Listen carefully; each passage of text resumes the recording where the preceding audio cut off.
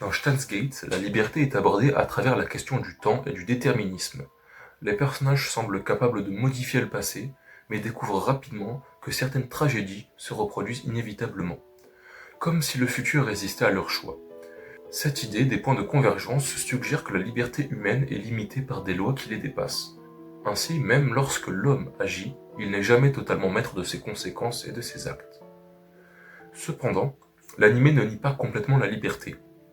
Au contraire, il la redéfinit. Okabe peut choisir, mais chaque décision entraîne une souffrance morale importante. Sauver une personne signifie souvent condamner une autre, ce qui transforme la liberté en un fardeau plutôt qu'en un privilège. Steins Gate rejoint alors une vision existentialiste.